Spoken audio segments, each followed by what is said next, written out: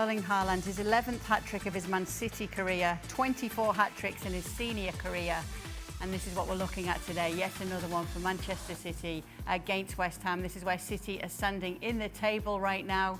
3 wins from 3, 9 points at the top of the standings. Arsenal 2 points behind them after 3 games played as well. When it comes to City's goals, look at this. Sergio Aguero and Raheem Sterling, top of the list.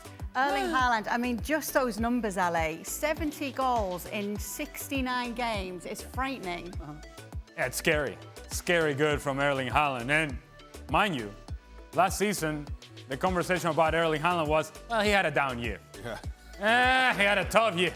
I tell you, how's he going to be able to overcome it? Well, he just keeps scoring goals, and that's all we know. This guy, there's a certainty about him in scoring goals. And I will never put myself at the level of guys like Kevin De Bruyne and the players that play behind Erling Haaland. But if I were playing in behind Erling Haaland, I have to assume that the job becomes a whole lot easier when he gets in the starting block. It's like he's in the Olympics. He's about to run the 100-meter dash, and he's right there in the starting block, ready, set, and he's ready to go. Just put the ball in behind, man.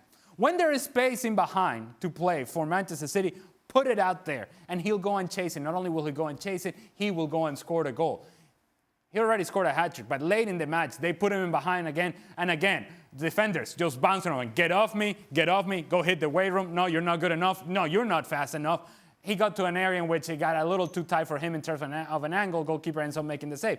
But that is open for Manchester City time and time again. Whenever there's space in behind, just put him through. He wants to run, let him run. Yes, so many teams want a top striker right now. Manchester City certainly have that in Erling Haaland. Just wonderful stuff once again from him, Nedum. And as for City, if there were any doubts about whether they would still have their hunger this season, well, it's 3 from 3 so far in the Premier League campaign. Yeah, I think that hunger side of things, it's always an easy thing to say before they step out onto the pitch. But for those guys, they're winners. I think people who are at the top of their profession, you know, they hate losing. They want to be out there. They want to dominate games. They want to be part of a successful side. And we've seen that for them for the start of the season now. And don't get me wrong, it's not guaranteed that the rest of the season will be great for them. But Haaland, to me, looks like somebody that wasn't at the Euros in the summer, somebody that wasn't at the Olympics, and somebody that was very much excited to start this season. I think he'd be hoping to be in better health and to have a better season than that down year that, you know, Ali rightly pointed out last season. But, you know, it's incredible. And almost at times it doesn't feel real to see all the hat-trick talk last week. People writing on the football like, I can't believe I'm doing this again, only to 7 days later get another one. It doesn't feel real. I think at times you look at the guy and he's just a unicorn. To be that big, to be that strong, that fast, and be that good a finisher, you know, that record speaks for itself. And obviously for Man City, through the years that I was there and the like, there weren't a ton of people who'd play enough games to be able to score, say, close to 100 goals in the Premier League. But when he goes and puts himself in third after 2 and a bit seasons, it truly is incredible. And he's definitely worth every single penny of the transfer fee they lodged all that time ago. Stevie, given what you just said about the fact that you think Arsenal could have won the game that they played today, and obviously it's very early to say this, but when we look over the season as a whole, we pick out games where dropped points have cost them. Is it too early to say that that game against Brighton could be one of those for Arsenal? Or this round in particular? No, I think it is. I think it is. Listen, if they step on the field the next time in the Premier League after this international break and they don't get the result, then we'll look at a combination of these 2 results as opposed to just turning around and saying this is an important loss. Can I jump back to Ali's point, though? This is his 3rd season, Haaland.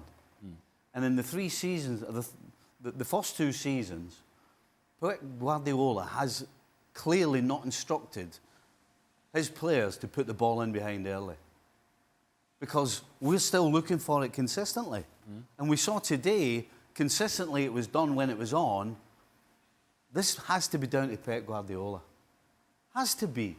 I mean, there was an occasion in the second half where Kudus had a break. He had 5 players went past him and he gave the ball away. So they had 6 players out of position, West Ham. And Bernardo Silva got the ball on the halfway line and stood on it.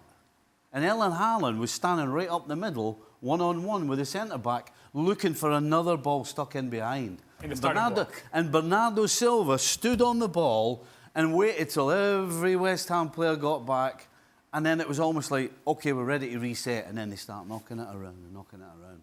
So it begs the question, how many goals would this guy have if Pep Guardiola really wanted to make it all about him and play some balls in behind when they're on more often? Because clearly he doesn't want that.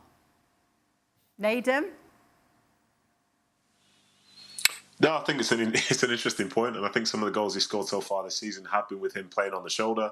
But I think today was a prime example. Like, we see this West Ham side now; they're trying to be a bit more expansive with the way that they build out, but unfortunately can get caught out in the same way that they did for that first goal. And as soon as that guy can see the space, he runs straight into it. I think he's so good at timing his runs as well, and the balls that do get played in behind, it just looks so routine. Looks like a training ground session, but I understand where they're coming from, and at some point maybe they will unleash it, because the first step of that this season, for example, is in the first two games you had Doku and you had Savinho playing on the wings. Those are wingers who we tend not to see from a controlled Guardiola side, but I guess this is the next stage of the evolution of Guardiola and his side this year. Maybe Haaland will be fed more, even though it's not probably enough just yet. What are we seeing here from City, Shaka? We're seeing an incredible football team. In many ways, I wonder if this version of Manchester City is as good as the one we saw two years ago in particular.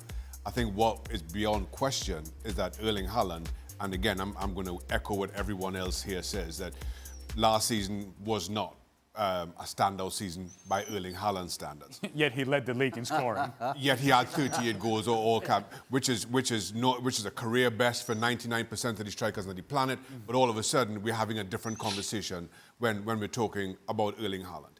And I think you saw on display today why that is. Why you could say somebody scored 38 goals and had a poor season.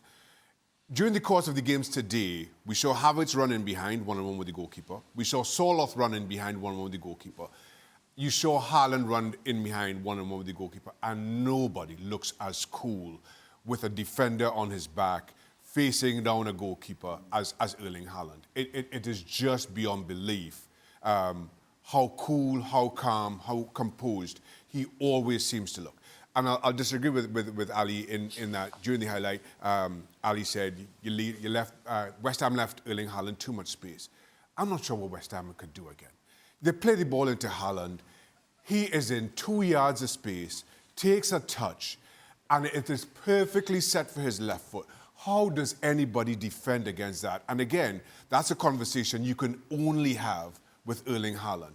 His first touch and his quick release is unlike anybody else in this game. So now all of a sudden, again, you have a striker that is setting a standard that nobody else can match. And I'm not sure how you're supposed to play against that. So while we could debate all day long as to whether this version, everybody else apart, is as good as City maybe were a year or two ago when they won the Champions League, Erling Haaland is just unplayable. And I fear for everybody who's trying to figure out that part of the City puzzle. We were so sensitive about the West Ham back line. No, I'm not sensitive about the West Ham back line.